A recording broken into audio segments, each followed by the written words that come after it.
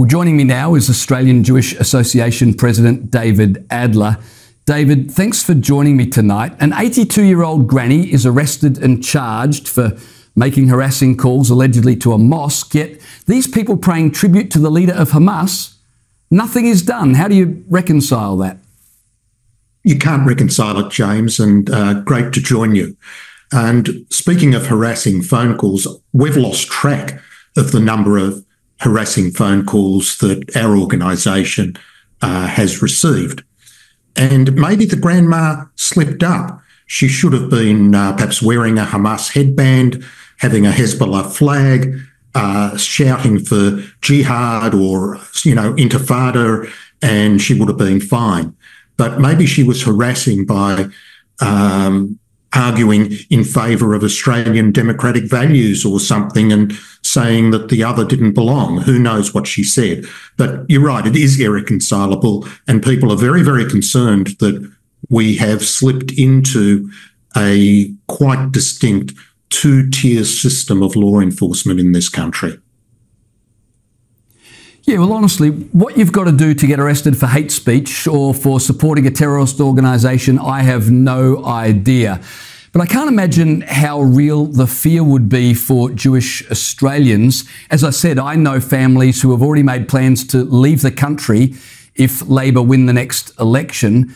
Overnight, we had a number of suburbs in Sydney's east, which has a major Jewish community, targeted and graffitied with symbols of Hamas. How does that make Australian Jews feel? What's the feedback you're getting from the Jewish community? Well, there's been a level of shock that we haven't seen before, and it's been like three levels. The first, of course, was what happened on the 7th of October last year with the most barbaric terrorism and the biggest attack on Jewish people, killings since the Holocaust. And the second, which really surprised us and shocked us, was the almost immediate outbreak of gross anti-Semitism. We saw it in some of the videos that you've already shown of what happened in front of the Opera House on the 9th of October. And it's continued since. Every day we have more and more incidents.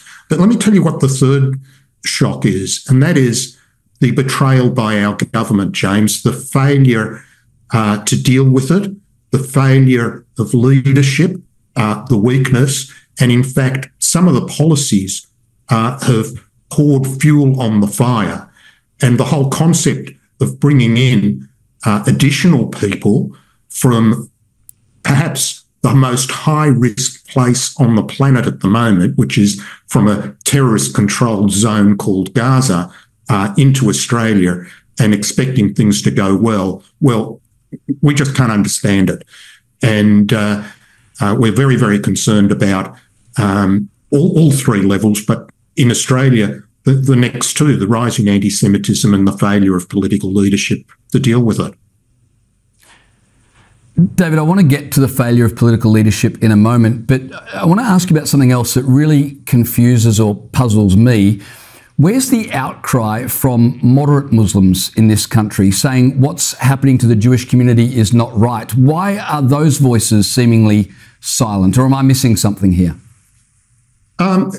You're not missing anything. We have yet to have any significant Islamic leader in this country condemn the terrorism of October 7.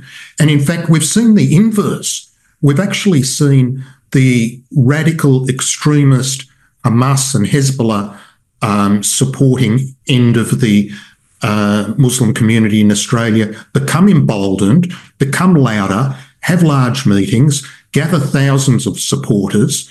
So rather than have the voices of moderation rise, we've had the voices of extremism rise. And again, it comes back to, I think, the failure of leadership that we've been talking about, James, that they feel that they can get away with more and more and more. And some of the calls in the video that you showed, Islam will dominate. That doesn't say Islam will coexist. This particular voice is calling for domination. And that should really concern all Australians. Yeah, absolutely. I agree with you wholeheartedly. So, final question. You know, I played some vision and clips from those protests over the weekend where you had people hailing Yahya Sinwar as a hero and a good man. But so far, there's been no condemnation of these protests from the Prime Minister or from senior Labor members. What do you make of that? Well, firstly, let's make it clear. Yahya Sinwar is like a mini Hitler. Supporting him should be unacceptable in this country. And we actually would get behind what Peter Dutton has called, which is that if these people are non-citizens, or even if they're dual citizens, deportation should be considered.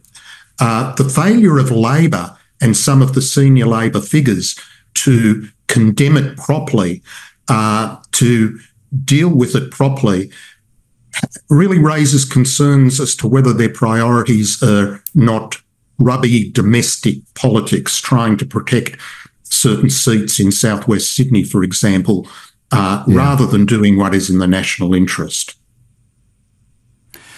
Yeah, David Adler, I really appreciate you joining me tonight. Thank you for your time.